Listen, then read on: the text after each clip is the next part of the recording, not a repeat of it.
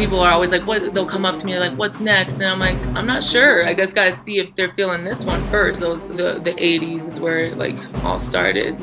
I usually like to go to the old school, and I think I've been getting a really good reaction from it.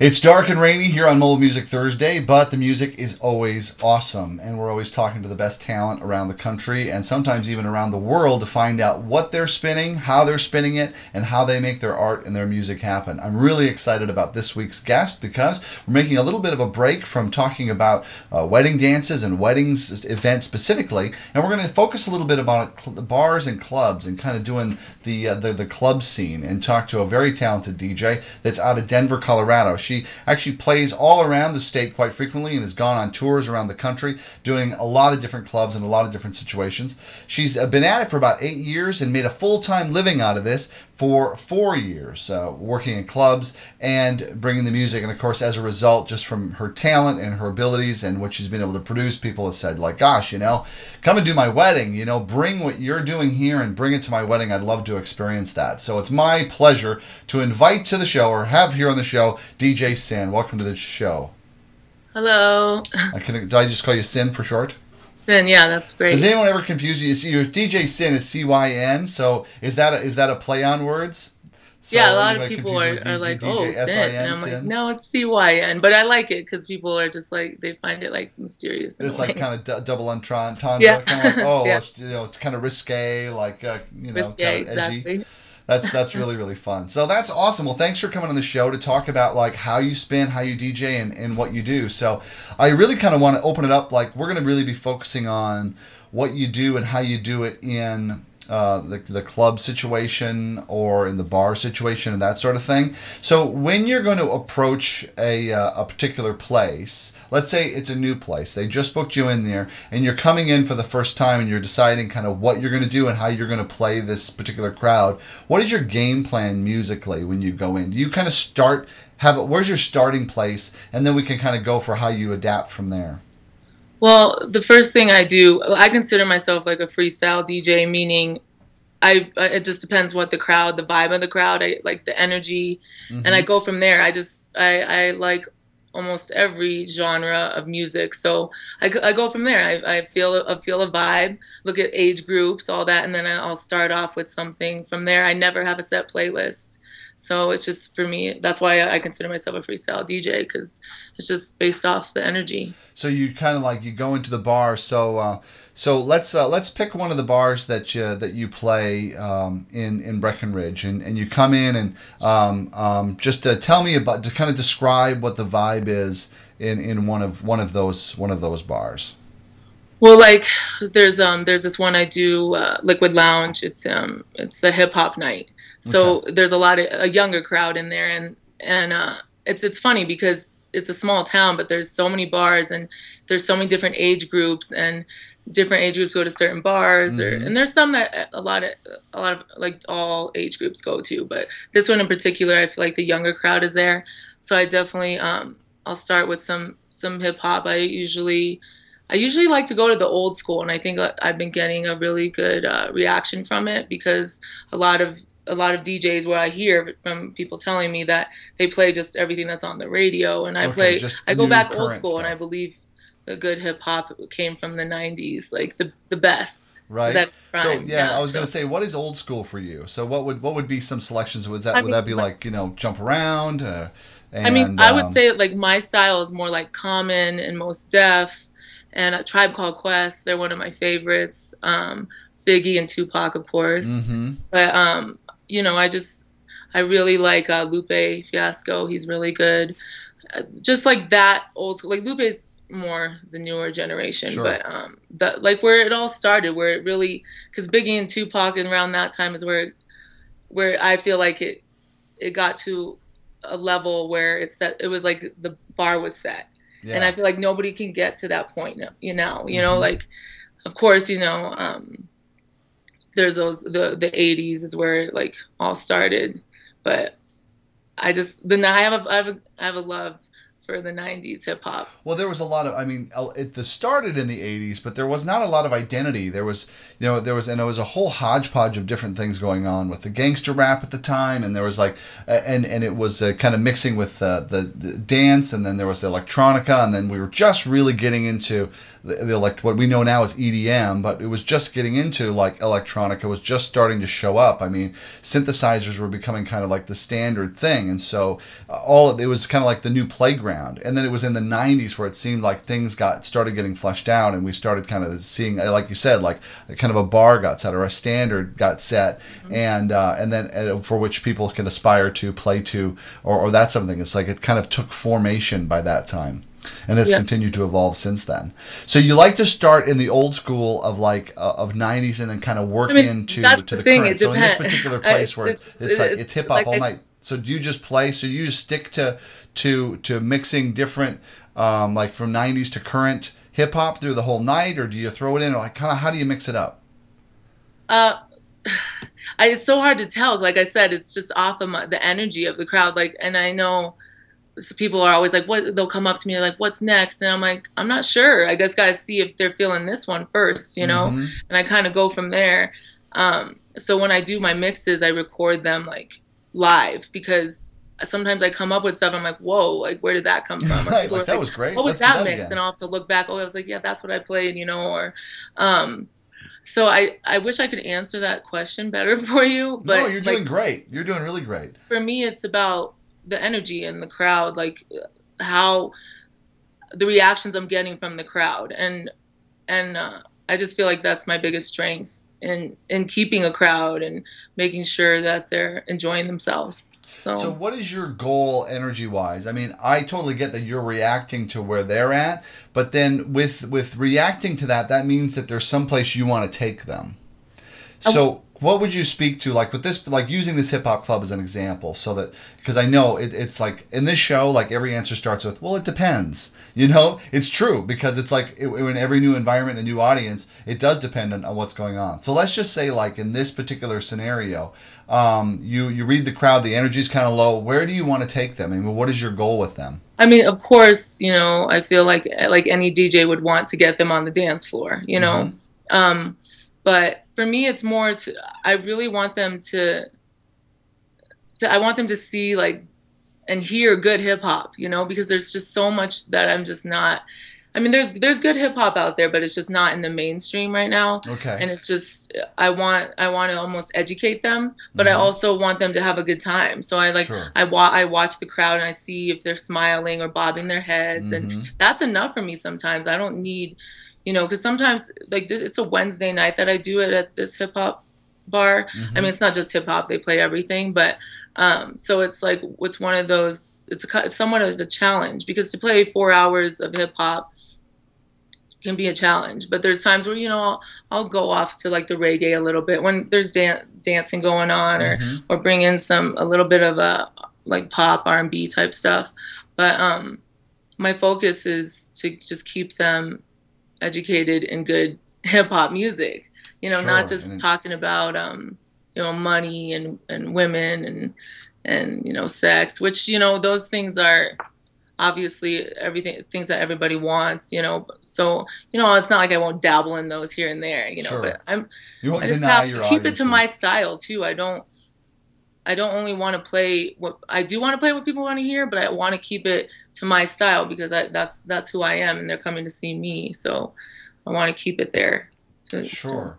So in terms of, initially, what if I'm interpret here, so see if I'm catching your vibe here. So what you're saying is that, like, you know, to the beginning of the night, you get going and you want to start kind of hooking them or pulling them in on things that they're familiar with, to kind of get them so that they're like, okay, I'll play with you. This is kind of cool. I'm digging what's happening here. And then that's when you'll start introducing them to, like, okay, now that I got you going, try on this vibe. You may not know this song, but feel this groove. And you start kind of incorporating it into it like it's a continuous flow, rather than like, well, that Big E song is over. Now here's something you've never heard.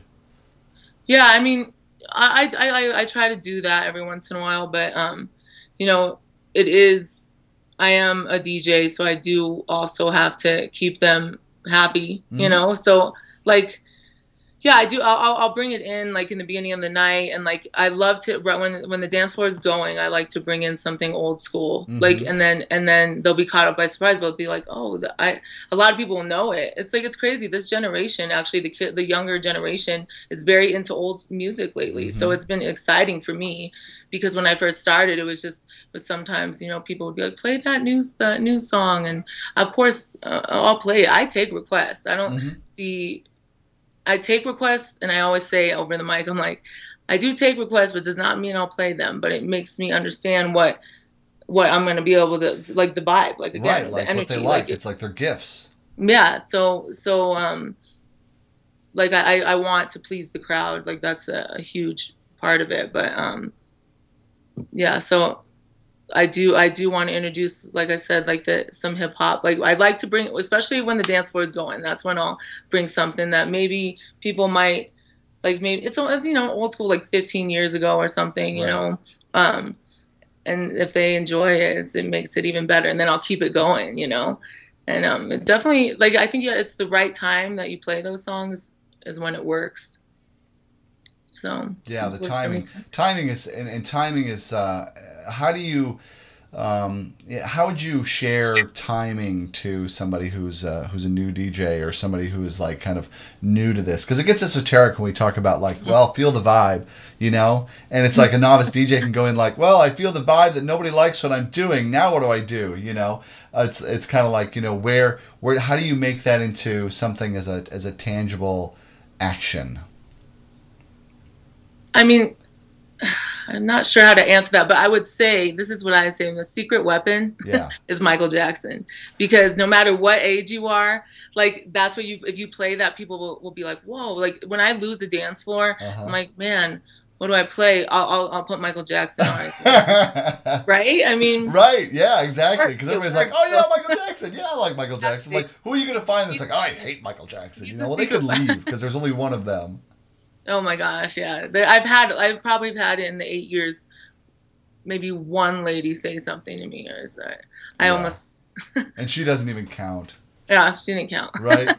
So that's really cool. And that's, you know, that's a huge, I mean, that's a huge tool to have in the toolbox. Like, okay, well, let's recover and we'll start with here and then we can go from there. So when I remember I worked clubs like, gosh, 15 years ago in a very short period of time. But one of the things I really remembered that they told me, the other senior DJs there and things like that I was kind of learning a lot about, because it's like the way that I DJ doing mobile did not work in a club setting. It just didn't. I was on the mic a lot. I was creating energy a lot of different ways other than just mixing music and putting it together. And they talked about this idea, and I wonder if this still holds true or holds true for you, that you want to start working with your crowd to win them over, to get them to the point to where they're what did they put it? They're in the zone. Or they would say they're in the palm of your hand. Once you have them in the palm, and you'll know it. There's nothing that as a DJ you can point to when people look like this. They're in the palm of your hand. It's just that when you're performing, you know you've got them hooked. Is what they would tell me. And so your whole goal is to get them to that point in the club where they're just like, they're now on the ride. Admission is paid and they're on the ride. And then you can take them anywhere you want to go and they'll go and ride with you. Like, oh, let's go Disco Duck. Yeah, I love Disco Duck. Yeah. You know, an hour ago they'd walk off the floor going, who is this bozo? You know, but you have them like hooked and they're like, yeah, what's next? Yeah. Does that still hold true, or is that something you even think about? Oh, definitely. I mean, for me, it's like I said, like when you feel like, I really do believe that the old school stuff, like even the 80s, like Journey and like, you know, those really feel good songs, like Sing Along, like Outfield, like Your Love, that song Your Love, and or the Michael Jackson, of course, like those types of songs, like will get any age, you know, and then you want to keep it going. And then, but then you just got to notice, like I said, like I know I've said this so many times, like watch the dance floor, but you're watching the dance floor, you can play, say like you play 2 80s songs that are really good sing-alongs and everybody's singing to it. And then you go, and then you see some people they're starting to get off the dance floor a little bit. Then I say, okay, change it up a little bit. Like change it to some reggae, like a big reggae song that is hot or something like Sean Paul, Temperature. That's a huge one. Like everybody loves that, you know. So you start off with that, and then you can go to the reggae that some people aren't familiar with, but it has that same beat. and by the way the crowd is moving, and if some people will run to the dance floor more, or if they're leaving, then then you change it up again. That's why I started to stick to, like, some people tell me, what kind of DJ are you? I'm not a house DJ. I'm not just a hip hop DJ. People know me a lot from hip hop because it's my first love. Okay. But like I play everything. How the country is not the only thing that I'm not very good with. I'll play them at weddings because they request it. But yeah, I play every genre: electronic, funk, soul. Like I'll play like a lot of like old school soul music, and which is awesome, which is really fun sometimes, now, the old school stuff, do you prefer to use remixes of those, or those that have like electronic beats put in them, or do you like to work primarily with the originals? The thing is I like to work with originals and just bring in my own style, like maybe put some electronic into that, and it's funny, like I said, like I do it all like in that moment. Like there's times I'm like, wow, like I just can't believe, like I came up with this. Or I like to take some acapellas of certain songs and put it into an electronic song, and it's fun. And just some people get so excited. You can just hear the crowd. Like you'll hear them like scream a little bit, or like yeah, or like so. Right, because you've created something new, but yet familiar. Yeah, and like going back from when you said like when you have the dance floor and what do you do? I would say. So when I'm saying when you have like an 80s song, people are going crazy, keep it going until you see people dying, like leaving the dance floor. Like you see the dance floor dying, then you want to change it up, You don't keep it there. If you got them at that time, keep it, and then keep it as long as you can. You know? Well, and just to be clear for our audience too, when you see it starting to die, that means it's not everybody isn't. You haven't emptied half your floor. You're starting to see you're losing people on the fringes, and people are starting to go, and then that's your cue to like, maybe I should go a different direction, right? Or at what point is that movement on and off the floor occurring that you're like, okay, this is a good time to probably think about just watch people. Like that's what I feel like a lot of downfall of DJs is, like look at them, watch them. Like you need to be you need to understand people and like their personalities, or see like watch them when they're having fun, like when you see them putting their hands up, and then watch them when they're kind of like, oh, and maybe like they're not like going as crazy as they were on the dance floor, like, but they still want to be there. You can tell, like they're just slowing it down, but they're just kind of like wandering around, like, if you see them singing along, that's when you're like, okay, these people are feeling it, Right. And I've noticed sometimes when I've seen DJs, like they don't even look, they're not even looking up, and like, it's sad because it's like they're so great and so talented, but that's all they gotta do sometimes. What was that? They could be in another room for that matter. Yeah, exactly. So and a big thing is like what I do as well is I dance, I dance a lot, like with them. And I've noticed, because I've kind of like, there's times where I'm like, because as a DJ, you have to have a lot of energy going in, and you can't be in a bad mood. And if you are, you got to do your best to cover it up, because they feed off of that. Sure. And like people actually look at you quite a bit, and you don't realize. I have a twin sister, and she, when I first started DJing, she's like, Cyn, like you look upset, like, she's like, well, who cares? Like, and she's like, she's like, well, everybody's looking at you. You don't realize. And I don't, because when you look up, like they're probably looking away, or they're just not, so you got to look happy, right? Okay. Yeah. 'Cause you're always on stage. Yeah, exactly. And always up there. You're still a focal point, even though we don't think of ourselves like I'm a band and I'm playing music and people are watching me perform. Yeah. That is still part of it. You're still up there. They're looking to take cues from you. Just like one of the things that I wrote in a book on bar DJ called Bar DJ Secrets, basically about negotiating and maintaining value of serving bar and lounge clients. And one of the things is, if you're standing up there looking bored, even though you like this music, but you're just like, waiting to mix the next song, people are going to respond to that. They're going to be like, maybe this is boring. he looks bored, she looks bored, you know, so absolutely, you're right on. You are always on stage. So we just have a few minutes left of our interview, and I want to talk a little bit about weddings, because you have a unique style. You have certainly have a voice in the way you mix and the way you play, even though a lot of what you do and what you play is like really playing to the audience rather than like, I'm a genre DJ, or, you know, like really picking that out, but more so like, I got the tools, I can make some art, and I'm going to see what, you know, and have a dance with this crowd. Now, people have invited you and hired you to come and do their wedding dances. What would you say are maybe one or two of the big differences between working in that environment and working in a wedding environment? Well, first thing is, you definitely, like, before I do the wedding, I get a playlist, and like I said before, I don't really have a set playlist. I don't come in that way. I mean, of course, I have the songs that I generally play or that I use quite a bit, but they give me a playlist, and I go off of that. Okay. So I always tell them, like, you know, because I'm really good at, like, say, like, I get like, they give me a certain genre.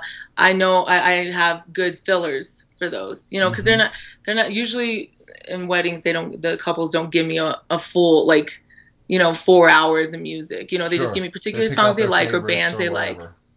Yeah, I can't. Yeah, so I just feed off of that and then go from there. And I always tell them, I'm like, you know, sometimes if I notice when I look over things, I'm like, this isn't going to get a dance floor. I'll tell them, you know, this might not get a dance floor. So do you want me to play a lot of the stuff that I know will keep people dancing? And they're like, yeah, of course. Or some people, you know, no matter if the thing is I would love for everybody to be dancing all night long, because weddings are easy to get people dance because they're there to dance and have a good time and happy.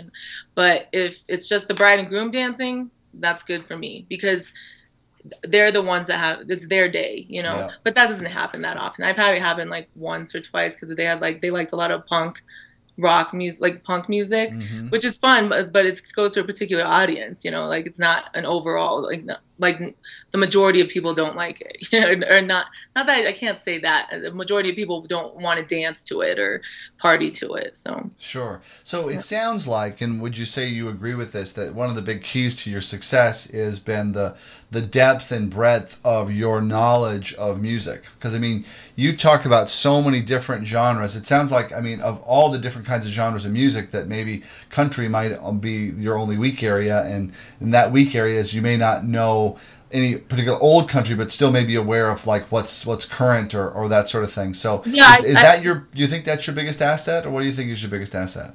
Like that I can, sorry, I got confused with that. You said the depth and breadth of knowledge that you have. Yeah, the knowledge. Yeah, definitely.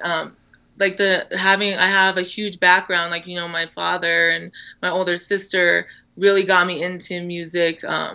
My father, of course, like he loves the 50s music, 70s, you know, 60s, all that. So that I'm really comfortable with, and I actually enjoy it. I don't just play it because I see like an older crowd and I'm like, oh, you know, they're going to like this. I actually enjoy it. Like I said before, I want to stick to my style and be real to myself, because I am, in some way, it's an art form. I mean, it is, you know, like, I mean, I feel bad for saying that, but like when I think of an artist, I think of someone that makes their own music, and I'm playing other people's music, but it is an art that how we're able to please a crowd through music, you know. So the fact that, you know, my dad, you know, he was a huge influence on music for me, like the old stuff, 60s, 70s, 50s, even some 40s even, you know.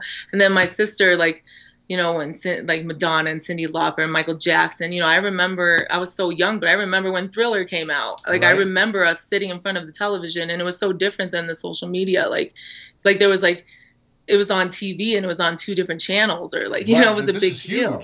Yeah. Yeah. So, yeah, I just think the knowledge, I have a lot of knowledge in all the genres, but it's also going back, you know, it's also not just what's in now, you know, there's so much more music than there used to be. There is so much music. I think that I know a lot, and then I go back, I'm like, wow, that artist is so great. And, you know, and I didn't even know they existed. They've been around for 3 or 4 years, you know? So, there's just so many cool I mean, there's so many genres now. There's like synth pop, like trip hop, like, you know, there's electronic, but then there's like electronic, like indie, you know, there's just so many different types. It's so hard to even categorize genres anymore. And I think because I'm constantly up on music, you know, so it is a huge strength of mine, like, because I'm always looking into music. I'm always listening to music. It's not just because I think of it as a job. It's because I love it. It's your my lifestyle. passion. Yeah. Yeah, and I think that's really what's required. I think that a lot of weekend DJs miss out on that when they think that their work starts when they turn the power on and start DJing.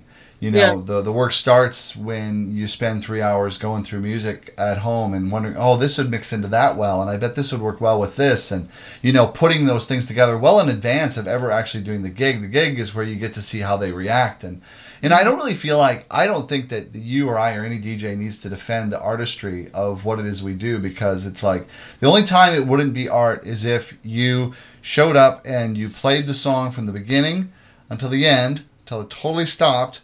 And then you started the next one and played that one, the beginning, and then the end, and then stopped, and then played. Then you're just playing back the songs that the artists have created. But that's so far from what you do. That's like a light year from what you do. You're taking all this and putting it together in different ways and creating something new with it. Yeah. So it is definitely art. It's totally art. And it's great. And when you approach it that way, then it becomes even more so art. Because our point of view drives the reality even for those that are around us. So I think it's pretty cool. And I think it's really cool that you could come on the show and you could share with us like how you do what you do. And it was really insightful for me in terms of like the way that you pull different mixes together and things like that. The only thing for next time, I want to do another show with you. And I want to talk about like how many decks you use. Because what do you use, Virtual DJ? No, I use Serato. You use Serato, okay. Serato DJ now. But I started off with my CDJs, and I played with vinyl before, but that's what I bought. Like, you know, when I started 8 years ago, so I went to Guitar Center and saw what was on display, and it sold me. I'm like a sucker for those things, and it was so cool. And I was like, you can scratch on these too. Oh, it's cool, you know. So I bought it and I loved it, and from there I went to lighter things. I went to the controller, the DJS X Pioneer, but I just bought the DDJ SZ, which has more effects. It's bigger, and it was like, oh no, like I kind of like sad because it's like I had this little. It was small. It wasn't so small, but it was a decent. It was small enough where I could just hold it, you know, with one hand and not have any trouble. Right. And this new one, it's a little heavy, but it's worth it, you know. And I just.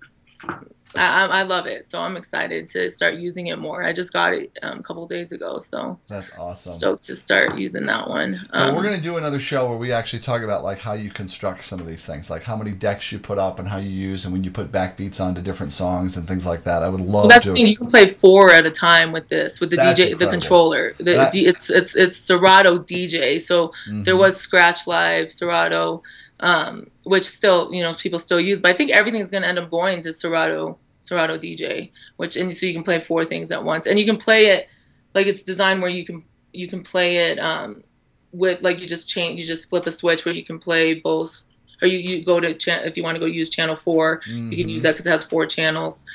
But I'm almost positive that you can hook up other. Yeah, I'm pretty sure you can hook up, like I could hook up my CDJs that I still have onto it and play. Yeah, that's just so awesome. I mean, that is truly a DJ's painter's palette, if you will, to be able to have that kind of control. Then it's just a matter of like, how skilled can I get to have all these plates spinning at once? DJ Cyn, this has been an absolute pleasure. Thanks so much for being on the show. I can't wait to have you back and see, or maybe, well, gosh, you'll get like to be too famous, then I'll be like, remember me? We did this little podcast. You're obligated. You have to come back. I would only wish, but for you, I would definitely. All right, there you go. It's a deal. All right, our contract is set and sealed in this episode. Yeah. For when you make it big. This has been a real pleasure. Keep on rocking the Denver and the round of the country. People, the viewers of the show can look for you, DJ Cyn, CYN. Also follow her on Twitter, and you can keep up with what she's doing at DJ_CYN. It's at DJ_CYN, and you can follow her on Twitter. Thanks so much for being on the show. We will talk to you another time. This is Jason Jones on Mobile Music Thursday saying until next week, bye. Keep it spinning.